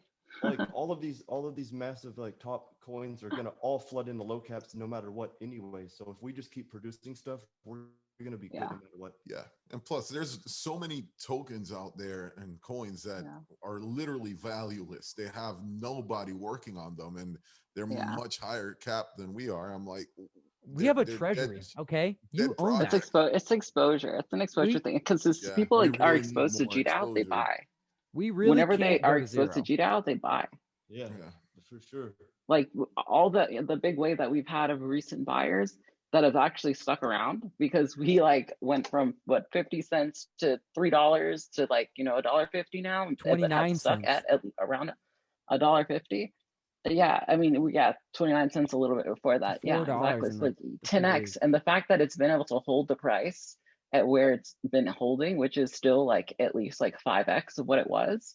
Like that's remarkable. But I think that a big part of that is because people are actually reading into the project and buying into it and sticking to it because they realize that it's not just about only the fundamentals, which We're we up do 6% have, but since we started this call. also about the value that we actually are generating and that the value proposition that we do have and the solid team that we have and the dedicated team that we have, etc. And these are a lot of elements that are missing in caps that and tokens that are in our market cap range. I mean, definitely we're underpriced. We pumped 6% since we started this. Once people start like getting in the mind, they just like fall in love with the Governor community instantly. Like I think it's just because Sidewinder market buys every time he hears me get all excited. Oh, mate. Yeah. Exactly. Yeah. I don't want to tell you how many GDAO I've got, but basically, I've already seen comments going around about. There he is. There he There is. It's wild, so I'm just keeping it on the down low. Sidewinder is so pumped. He's like he trying to doesn't teach even me pitch it. things He and stopped. stuff too. He's like, look, I'm gonna make my investment make money. I don't. That's right. That's it. I'm all in. We were up 100%. meeting last night, like late last night, talking about this stuff. He's over here showing me tricks of the trade, and it's great. I mean, I love how we have like such a like an open source community in the sense that we're I all love willing to it. share our wisdom and help each other grow because we are. And like I was telling Sidewinder, he kind of like deduced it himself. We're a ragtag team of people that came together and made this happen. True grassroots. It wasn't like this is like we were just developers that like decided we're gonna like plan together a project. No, it was like this project was something that fell upon all of us in our own way. Like me, through word of mouth from someone who knew that y'all needed a Solidity developer, and then like all this other just falling at the or being a survivor of the rug pull or whatever it might be. But we just happen to be here and we're making it happen, and I think it's pretty beautiful. Yeah, that's crazy. Like I don't really know of any stuff other like- instance of this. This is the stuff like Netflix series and stuff are made of. Like people just don't know our story yet, and if they That's do, true. It's way more interesting. People have no idea Yeah. of our story. They're like, rug pull. It's like y'all don't understand. Like we came because of We a are rug pull, for one. pre-decentralized. And like and like we did not even want we didn't want this project. Like, we didn't like come up with the project itself. Like, you know what I mean? Like it came out organically. It wasn't like we were scheming to make this happen. Like in one article that Jeff wrote before Governor DAO even existed, it was like calling Bree, governor of DAOs or something to Yeah, that the effect. DAO Like DAOs. this just happened to, yeah, and but like, you know, you even use governor like in the title of the article. We didn't even know governor was going to be a thing. Yeah. You know, so like it just it just all happened to fall into place. And we got Arnold. And I got into it because I heard about it, My you know, man. through the grapevine, and I was like, wow, that sounds like something I could help out people with, because I am tired of hearing my friends getting rug pulled, and like people that I 100%. know that I've made friends with in crypto that are no longer in crypto because they lost all the money that they've been saving up for X amount of years because of rug pulls. And you know, and I always would tell them like, I'm gonna find a way one day to make things right. And you know, this came and fell into my lap, and I was like, wow, well, this is my way of doing this. You know, I can work hard and provide these people with something that they deserve, because they deserve to actually have what they were hoping for in the beginning. And I think that what they were hoping for in the beginning also happened to be a great idea too. Like, I'm very passionate about DAOs, and I'm very passionate about, you know, helping people out, and those things just happen to fall right into place. Yeah, 360 win. You can make money and help people out, and that's what we're Right. doing. That's the thing. You know, once you kind of And for a long time, we didn't even take money. Yeah. Right. I got a little tired of that over time, but you know, for the longest time. True. I'm just gonna run to this bathroom super fast. I'll be right back. Sorry about that. I mean, because I mean, I want to go full time blockchain and blockchain, you know, developing, and I have basically without having to lose my job. But I'm pretty sure they're gonna pull that plug on me. They're gonna pull that plug on me sooner or later. I know my boss sees the price is going up, and he's like, yeah. I saw this chart. It showed you're able to keep your job the whole time. That's pretty impressive. Yeah. Oh yeah, no, it's because it's one like I have like a master's degree. They got me in a nice little comfy exec type role at my job, and it's like a huge $1 billion company. So like a multi-1 billion or whatever. So they're like, you know, so you get a little. They're not watching over my back. Like they're not hounding on me your on like, ass did the you do whole this? time? Did you do that? Yeah, they're not on my ass. So they don't even really realize like that. Like, I don't really have to do much, because also like they put me in a new role where I'm basically like back like IT support for an entire like department. And they just like my boss, like he knows like I'm smart and everything, and like I'm capable and stuff like that, and doesn't want to lose me. So like I spend all my time just developing all day long, and like people don't really notice or really care that much, and take my salary, yeah, sure, but like I want to go full time blockchain developer, and so long as like, you know, GDAO stays at like the price that it's at right now, like yeah, I mean, I could quit my job. It's doing pretty well right now, and as it goes up higher, then definitely, and then I can do a lot more, but I have already been giving it full-time attention. I quit my job. I ran the heck away from there as fast as possible. Yeah, if they pushed me more, I would, but you know, I just had to make sure that I had all my money in the right place and everything, and you know, before I just took that leap, I got other people, you know, like other people like my kitty cat that relies on me.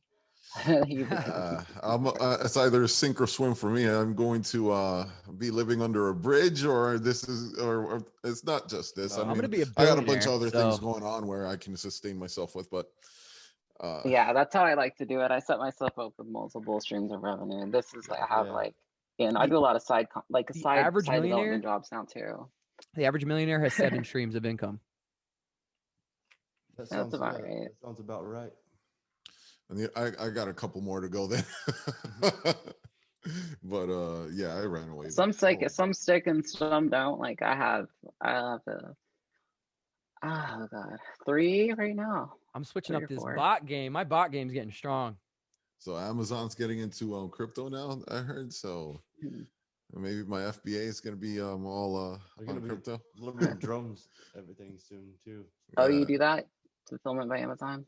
FBA? Well, I used to sell like. I used to do that too. I did a little bit of that.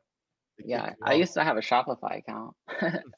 Yeah, I remember that thing too. The Shopify thing. Drop shipping sucks. I try to only stick to digital. Right, drop shipping sucks. Everybody out there listening, do not do it. Shipping physical products. I had a brand and everything. Yeah, me too. It's like shipping physical products is kind of a pain though compared to digital products. So for sure, I'm enjoying this a lot better. the digital products, things you can like print out as many, just keep mass producing, That's the way to go. Yeah. Have the lowest overhead possible, and you There's got no good money. overhead. That's how There's zero. Silicon Valley. Yeah, exactly. Yeah.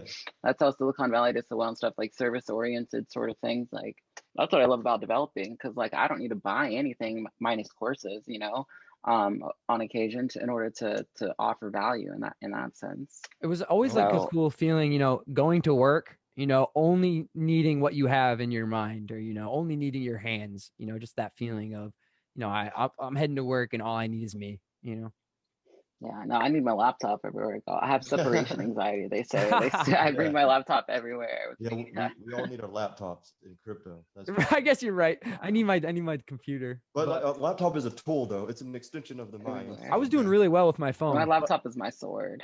The computer stepped up my game. I was doing really well with my phone in 2019 though. I spent I sold Ethereum to buy this MacBook Pro that I have here. It's like $3,000 or something, and all I can think about is how much the opportunity cost is? 10 Ethereum whenever I bought the freaking MacBook Pro, right? Yeah, keep that in mind. That's why I throw everything in Aave and borrow it. You could have got 10 Ethereum in March for $870. For the price of a strong node, you could have got 10 Ethereum in March. Yeah. Dude, I could have gotten so many I could have a factory of MacBook Pros at that rate. You could have a sweatshop $20,000 making now. MacBook Pros. Off the Silk Road when it first came out, but I can't get none of that back. So, can I return the MacBook for the ETH? Can I do that? Ooh, I wonder if that'd be interesting. I don't think that works that way. I buy my Tesla in Bitcoin. Crypto, can you? Yeah. Yeah, exactly. If you buy things in crypto, can you get a refund for that amount of crypto? That would be cool, because I bought my computer in 2017 from Tiger Direct, but I will want that Bitcoin back because how many pizzas? Do it. Could you do that? 10,000 Bitcoin pizzas? They're nah, we'll give you the USD equivalent. No, but I bought Bitcoin. Well, they would have to send you it themselves. There's no way for it. They're probably sitting there thinking about that right now over at MasterCard. How do we reverse this? How do we not pay them back in Bitcoin? Yeah. Right. They probably, I got an idea of what they will do. They'll just give you whatever the value is in Bitcoin at that time for that item and say, screw you. That's well, so the car fair? doesn't cost, the all item Bitcoin, is right? It's priced in Yeah. USD and you can pay in Bitcoin. Yeah, Okay. exactly. All right. So that's how they get away. But if they don't have that though, if they say this is our price is 2 Ethereum or whatever. One I bought link some to gear make it. for ETH Denver. Yeah. I bought some gear for ETH Denver, for example, and I was like, this much Ethereum. No, actually, no, it's in USD. Never mind. But I paid in crypto. But I wonder if there are sites out there like that do say it costs strictly, we only accept crypto. This is strictly 1 ETH or whatever. Let's say on Rarible or something like that. Yeah. They're hey, I want a refund. That'd be an interesting business model. What if I go back to Bitboy and I'm I want a refund on my Bitboy crypto NFTs and I want it in ETH? I bought it in ETH. I want it in ETH. I've been on take big boy pants. The big boy pants, they ain't working. Pants. I need little boy pants. I bought a futon I'm today here with with my Bitcoin. black coffee. You bought a boot? Yeah, he bought a futon. Yeah, I bought a futon today. For the workspace. No Yeah. way. So you guys can cuddle? Awesome. How did you do that? Yeah. That's what I imagined too. Keep each other warm. It's cold outside. Yeah, it is. Keep Well, me in Texas, dude, it's warm. cold right now. It's freezing rain out here, dude. Your face It's ain't terrible. I Dude, hate how cold I it feel- is. It's nuts. I feel like it's I'm in Colorado again. Yeah, We're it's- going to it's Belize crazy. 2022, guys. We're setting up a compound. I in ran Belize. away. I'm going back to Mexico this Sunday. I already Well, have I'm property coming- in Belize. I just gotta build on it. Oh, you do? Yeah. I want to go to Nice. Mexico. Mexico is Yeah. awesome. You guys can come visit anytime. I am. Okay, I ran let's the do it hell away right now. from New York. I'm sorry, everybody. That's in Texas Aw. because I brought this shit probably in the back of my truck, with me. I saw Old Man Winter just chasing me down the damn road, saying, "Motherfucker, you want to run away from the cold? I'm coming with you." And it got here. It got here for sure. Yeah. It is as cold and- as New York right now here. It is terrible. It is so terrible. I'm in There was Texas like a too. 75 It's car terrible. pileup in the Dallas-Fort Worth area because nobody in Texas knows how to drive in the frozen rain. Oh yeah.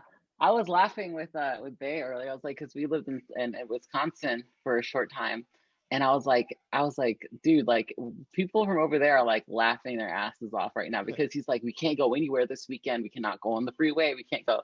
And I'm like, why not? He's like, it's like gonna get down to like 9 degrees and stuff. And I'm like, the people that I live in and like, you know, in like Wisconsin and stuff are like laughing their asses off at us. But like, it's true though, because everyone in Texas, like you go out there and try to drive, good luck surviving. Like, goodness gracious, no, rain any day, but snow or ice, no, they have no clue what to do. I almost got in an accident where I was driving in Wisconsin the first time I ever drove in ice. It was ice, and I was going downhill at a stop sign and stuff, and or exiting a freeway. Both times, almost died.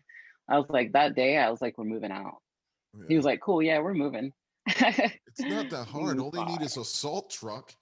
Yeah, they don't salt. But they don't salt the roads. I'm like, all you need is a salt truck. For the love of God, it's not that hard. But there's no like, it's not like paid by like the state or something. Though. Yeah, like, I mean, so, New York, there's a billion of them. Like, yeah, but that's just because it's like enough like usage of it too, because you got to buy it. You know what I mean? And like have it ready, and it's like if it happens twice a year, storm's gonna come out of nowhere. But they should have at least a couple. They could afford that. I mean, they should. Yeah, they absolutely should. Like if it happens once a year, that's sufficient. Like it's gonna save lives. Well, maybe after the 75 car pileup, they'll start, maybe they'll making some new rules.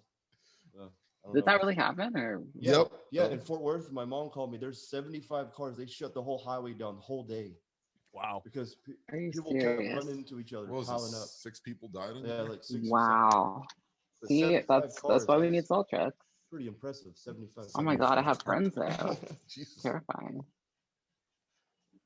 You know, there's a pileup. Yeah.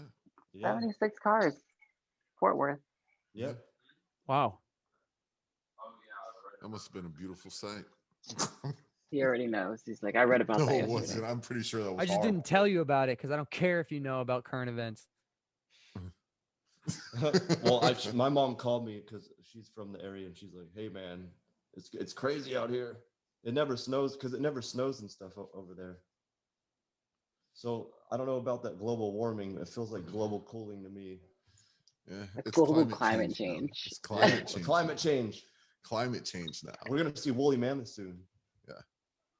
So you got to remember that. Y'all don't believe in like global climate change? This is a it's a myth. That's just a natural like occurring the thing. Loch Ness monster and the female orgasm. Okay. There's cycles of the Earth goes through, and I also want to see woolly mammoths. Okay. Well, the argument truly, like to be specific, it's not global climate change. It's anthropocentric global climate change, like as in humans being the reason for the climate change, and there being strong correlations between the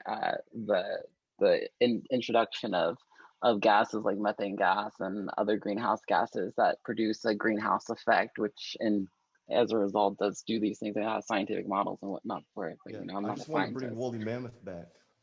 I want to bring woolly. You know, I'm down with that. You know, that's a great if we way make to enough money after we sue Nigeria, we can bring back woolly mammoths. Yeah, let's do it. We're gonna just like Jurassic Park type, right? We're just gonna go into a lab, the woolly, and we're gonna resurrect the woolly mammoth, and then the world is over. And it's not gonna be because of climate change. It's gonna be because we just resurrected a woolly mammoth and probably a bunch of other things with it, and then everything's gonna go downhill from there. Just gonna be bad. So how about no? Let's not do that because somebody's gonna get that tech in their hands. If you have the magical ability to be like the absolute best programmer in the world and just program whatever the hell you want, and someone said, okay, cool, let's come up with a DeFi idea, and you can make it happen, assuming you can make it happen on the blockchain, Jeff get what would hacked? it be? GDAOrewards.com.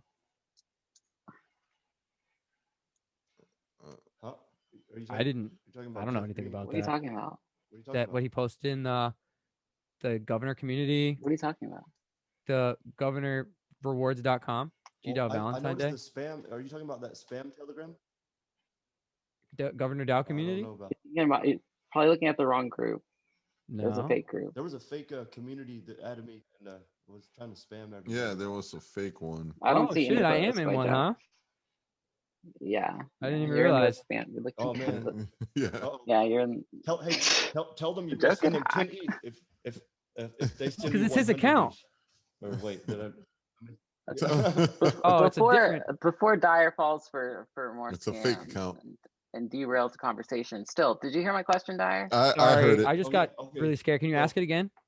She was asking about, like, if you could build any DeFi app, what would you build? I would build. Need to be like the best DeFi app. My proof of existence. My proof of existence voting model. How's that DeFi? What is DeFi about that? It's What is this decentralized. proof of existence voting model? Proof of existence is the basically the voice verification or biometric verification of our voters, and basically making it so that anybody in the world can vote on anything. Biometric, yeah, voting, proof of existence. What is that? It's like the first article I ever wrote and why I got into judo. Oh, well, not everybody read your article. Oh, okay. So I'm just wondering, like, what is my proof of existence voting concept? Claws are out tonight. I added that to the archive today. If that makes you feel a little better. It does, buddy. No, basically just so everybody in the world's got some sort of communicative device now. Like third worlds have phones and mud huts, and in all these different places in the world, like Facebook is their internet. In a lot of places, because their dialect is not known by any sort of major corporation, so they don't have any other communications besides within their own communities and tribes.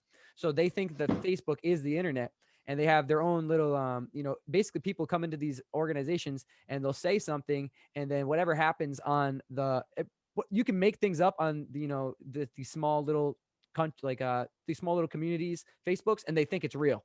You could be like, oh, dinosaurs landed on Plymouth Rock or something. And if you show a good enough picture, they're going to think it's true.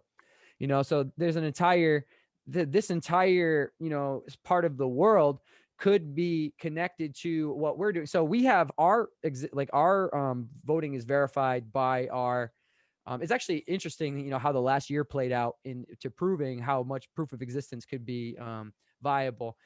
Basically you would have a 1-for-1. Like, let's say that we were doing the 2024 presidential election. There would be an app that pops up on your phone. We have a question about your user base. Your ballot is given to you via your biometric authorization. Like you say, like I would say, Angel Ramos, 2024 presidential election, and then you would get the ballot in your phone or your device, or however you're connecting to the blockchain. And then that would be verified by your voice. So this is actually one of the things that John and I started, like our concept that we we're building even before Governor was he worked with Finovant,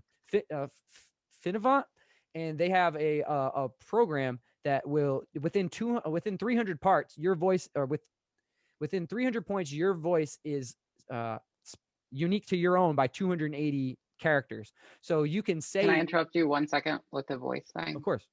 I know some people who've had like surgery to change their voice. So what happens with those people? So you would have to re-register, or you wouldn't get your vote. But like, could people get surgery to like sound like someone else at that point? That would like, how reliable is voice? How would that be other worth metrics? it? Unless that person's a multi. I mean, the same thing as other identity fraud is a thing. Like, so if you can hack something, well, so it's almost like you like, can't, what if you're a really rich person? Like, you can't. It's it's almost impossible to fake. Is the whole thing is that you're unique to your point. You're like within 280 characters out of 300. John, well, if it changes, can you get locked out? Like, if your voice changes, can you get locked out? Or if like you lose your voice, like, or is there like some sort of private key backup or something? Well, you could do a face. It's just biometrics, basically. John, are you still in here? Or a combo of your face and your voice. He's trying to get backup. He's like, come on. Yeah, I'm like, John. Well, because he worked in Finovant. Like, he worked for their company. What if you could do a DeFi app where you could have a machine learning algorithm that would know exactly where the best yield and everything is? Like, well, I think there's already some like that, but you wouldn't even need machine learning. Machine learning though, to always know instant real time where the best one to go is, and it would, if it was not on Ethereum, where you could do it instantly, like on XDAI or something, you could instantly change to the next one, so you always get the best yield on your investment. If each smart contract like emitted like their yield or something like that, you could just have something listening to the blockchain and then is able to dynamically make those decisions without even being external to the blockchain, for example. Yeah. But they don't do that per se. So, but that'd have to be like a new standard. Another thing though would be able to look into the not look into the blockchain, but look into some sort of aggregated data.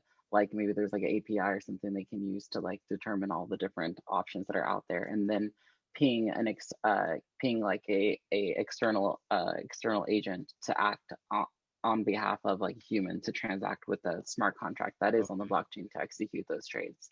So it can work both of those ways. Like right now, like I just got a Slack notification on my phone. That was just my bot that just says like, here goes your transaction that was sent, because I do tests on things. So it sends me a link to a transaction that it executed on my behalf. I just fed it over my mnemonic and told it to do some stuff for me every so odd interval. But you could change that interval to different things. It doesn't have to be an interval. It could be other ways to trigger it on or off, or trigger it on. It does it. So it does that. It does that automated. Yeah, actually, I wrote an article about it on Medium. So. Oh, cool. Recently. Yeah. Nice. Yeah, I have I don't know if I would count as DeFi, but my whole idea is creating more of a marketplace where people can submit their artwork or any item they created, and then people can use stake tokens or of, let's just say, GDAO into a pool, and part of that stake actually gets aggregated to like added to the value of the NFT that's being minted. And then that actually is where the NFT gets its original value. So you let's just say you created a work of art. It has no value at the moment. To you it does, because you created it, but you wanted to find its value on the marketplace. So you would take that, and people would basically, if they like your item, and you could also have let's just say you're the one posting it, you can actually open up seats, and those seats would be 10. Let's just say I say 10 seats, meaning only 10 people would be available to stake. Once that is actually closed, that staking pool is closed. So now that, let's just say you were going to stake for 30 days. After the 30 days are over, then that staking pool is closed. And however much tokens were actually put into the pool, and for however long they were put into that pool for, the percentage that went into that stake for that actual NFT gives the final value for that NFT.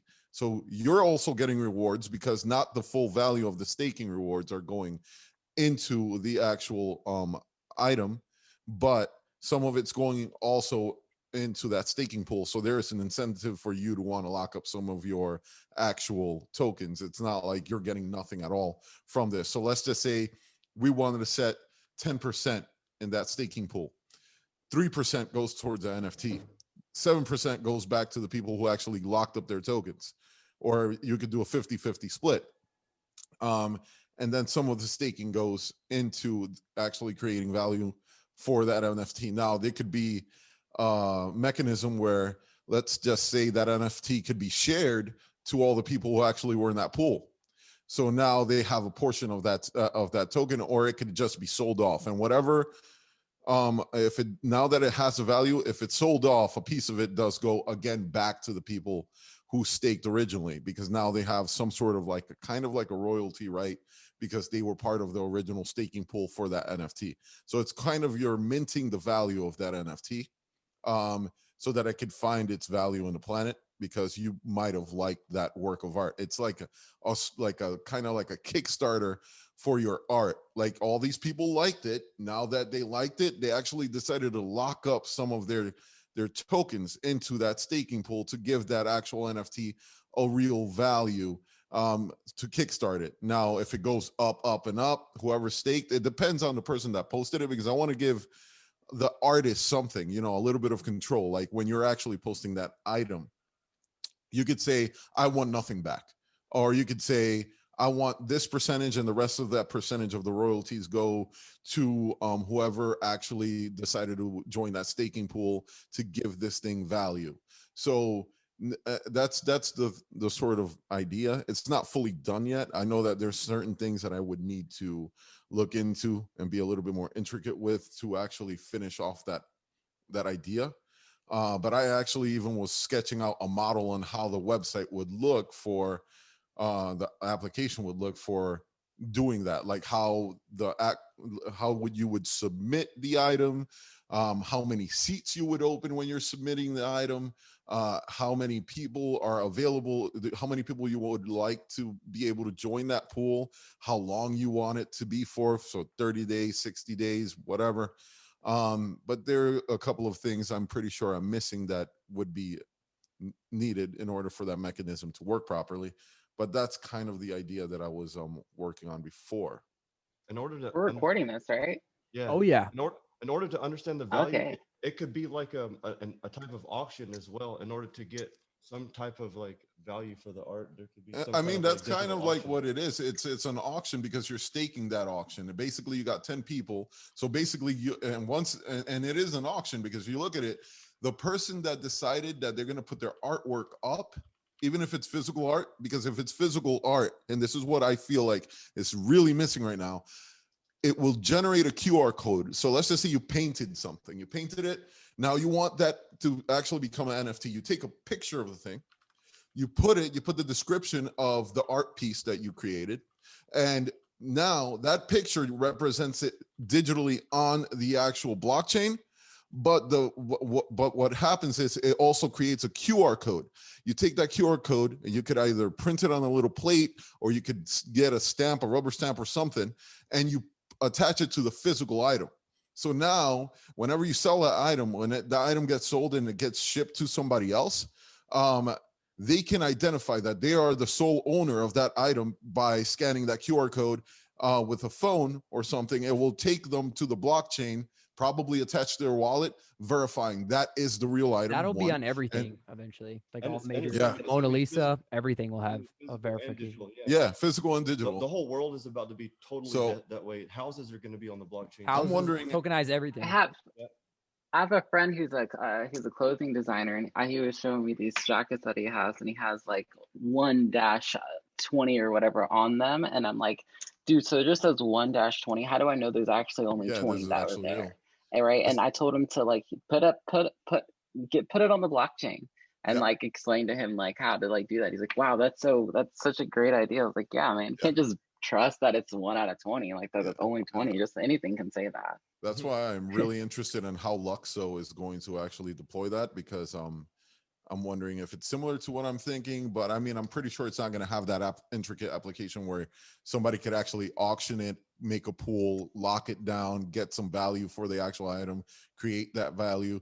I was thinking about people that actually are artists, something that would actually give them a tool. It's like a tool that could be used for them, that they can actually go ahead and basically create a auction pool. Everybody gets in, it locks down, it creates initial value for the item, and whatever happens in the future to the item, then it gets distributed back to the original people who actually kickstarted that thing. Now you got this revolving value around that item. And that's really what my idea was, because I thought NFTs were they are the future. That's where everything's going to go. Everything's going to be verified. 100%. But there's we need tools that would make it very easy, especially for someone like an artist, and it doesn't need to be just art, like regular artwork. It could be something you created. It could be a couple of items that are limited, and you could still use this. It doesn't matter what this thing is. But art would be the easiest way to explain it. You created something out of your mind, and now you want to give this thing actual value. And yeah, I think that's kind of like DeFi, but it's DeFi including NFTs to create value for whatever item you posted on there. That makes sense. That's a good, cool idea. Yeah. I think if I were to come up with one, I wasn't even thinking about it. I forgot that I'd have to answer the question myself. But I would say something like a peer-to-peer lending on like Ethereum or some other blockchain where you can actually you don't have to have the collateral up front in order to do what about some sort of snapshot? Acropolis has under collateralized loans, and I think those are going to take off soon. Like nobody. Yeah, I was I'm thinking envisioning like a marketplace of people that are like, okay, look, yeah, so like I have. So you have something, and you want to put yours in, and you'll exchange with somebody else, or APY or whatever like that. You wouldn't exchange anything with anyone. You would just say, look, I'm willing to do this. I'm willing to lend out this much of an asset Is there at some this sort of rate. And it'll match. Are there any credit? takers? You don't even have to. It's just sitting there. It's just like just like a post that's just sitting there, and anybody wants to take it, they can take it. If no one wants to take it, they don't have to take it. There's no competition or multi things on top of each other. Just you just filter through the offers like you're looking at stuff on Craigslist or something. Like and it's just like different rates and different amounts. Yeah, fully peer-to-peer. Yeah, like strictly like very like Bitcoin, like like year 1 through 3 or whatever, where you have to go and like do peer-to-peer buying and how selling. come no one's done privacy DeFi? How come no one's done like Monero based privacy where they're like it's invisible? Like a Monero smart chain. I know the people at I sent like you the that would like that would turn the entire planet the different direction. Yeah, instantly. Yeah, like Buccaneer V2. Yes, someone on here is saying this right now. Buck, yeah, Buck V2 is literally, they're literally doing that. That's exactly what they're, and they're the only ones out there on Ethereum that's actually not just like doing something like Tornado does, which is cool, but not if like you really want to make sure that you're truly being anonymous. Like it threw off Dharma. I tried to send some buck to Dharma, and like they didn't register it or were unable to even give it back to me for a full 5 months. That sounds pretty and awesome. only because after I verified the amount that was being sent to me, otherwise they would have still had no clue that it was like where it was coming from, how it was being pushed through or whatever. I had to tell them the amount for them to discover it, and it was just like, it's amazing. Like you can't see. It's like you just have to trust. You have to trust the developer, which I do, and because it's not like it's open source, because that kind of would give away a lot of it. But it works. Like, so you could do it yourself and verify for yourself that it works. At the end of the day, like try to track the payments, especially whenever you use.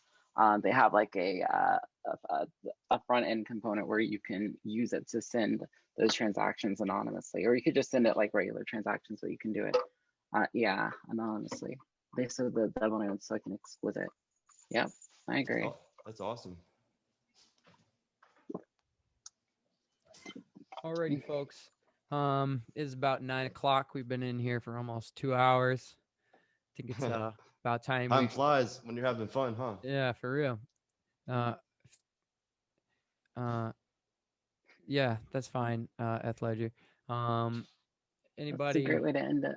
Want to get involved? Yeah, just this. So, we'll have a open dev call, our weekly dev meeting next Wednesday. Anybody can join and listen to us, and then I'm probably gonna do calls on Monday.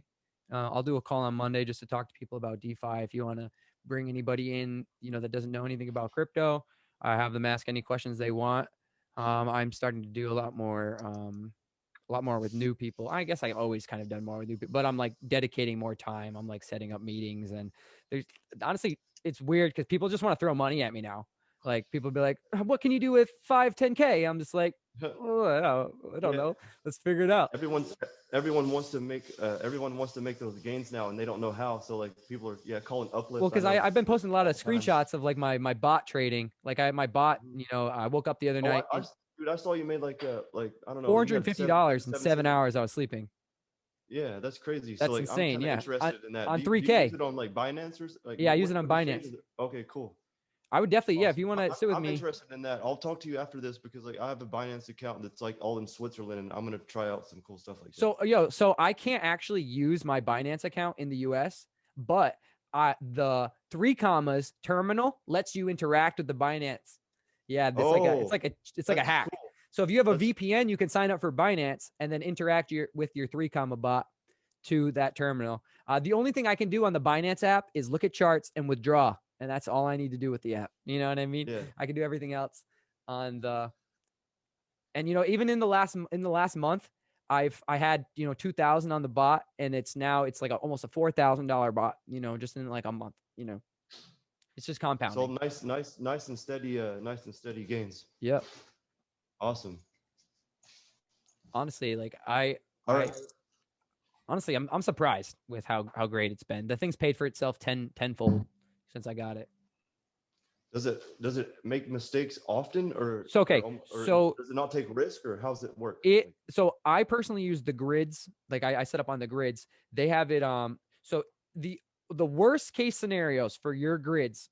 This is why I use a chain link pair usually. The worst case for your grid is it trades higher than your grid levels or lower than your grid levels. So like the biggest issue I've ever had with the grid bot is that it sold everything and link kept going. That was the only time I ever had an issue, is that I could have made more money by, huh? So it just exits all positions. Well, so like you're sitting in a range, like if you're sitting in, let's say you're sitting in between 30 and 25 and it's doing that, for a day or two, I set up that range and I'm hitting, whatever, 20, 50 trades over that time. And if it breaks out of that range, I have to adjust and I have to, move my high up a little more, because it sets your predetermined range. And then the bot is smart enough to tell you if each level is a buy or a sell. Like it'll determine by the momentum if a level is a buy or a sell. I'm starting to make videos and stuff. I just filmed one today, so I'll have some content and we can sit if you want. Yeah, that sounds fun. Because I want to turn this into a maybe a data set we could sell on the marketplace. Just my working bots and things like that. Yeah, that'd be awesome. I'm actually testing the ones on Binance as we speak. Funny enough. I want to sit with you, Sidewinder, maybe tomorrow or maybe our own meeting too, about the bots. And like, because I know you're like really good at keeping track of your progress. Like your scientific method of how you go through your things is really good. Yeah. You were like, oh, I did 3 days of a trial and I have this whole sheet of information on it. And I'm like, I've been here for 7 months. I don't have anything written down. You know what I mean? Oh yeah. I'm back testing all these different models, all these different bots, the results, the DCA ones, the grid bots, all that kind of stuff. So I've done 2 trials now, and now I'm looking to sign up and actually start going live with some live bots. Yeah, because especially if I get people throwing money at me and they want to run bots, I'm gonna want the best bot strategy. So we'll just refine it. Let's just we can have a base config, like you say, have a data set, and then kind of start, pushing this stuff out and actually kind of. I literally just had a friend say, "I'll give you $5,000. I don't care if you lose it." Like, you know what I mean? But I'm not gonna lose it. No. Well, yeah, exactly like you say. Yeah, and as you said, that's what I told my friend. He's like, I got money. What do I buy? I was like, not financial advice. All in chain link. Close your eyes. That's the best deal right now. Like, and you can use it for all DeFi protocols too. So it's like a double win. All right, guys, I'm gonna head off. All right. Yeah, so we'll jump out of here. I had fun with y'all. I've got what is that? What time is that thing? Is that 3 tomorrow? 1 o'clock PST. Right, y'all have a good one. Thank you, Uni. I'll talk to you soon. 1 o'clock PST. If we can get the devs in there. So that's like 4. Yeah. Okay. Yeah. 3 our time, but yeah. All right. We'll see you tomorrow then, man. All right. Cool. That'd be awesome. Right. See you guys. guys. Thanks, guys. Later. Bye, everyone. Thanks for coming, everybody. Yeah. Thanks, guys. Later. We are one. We are all. DAO rises.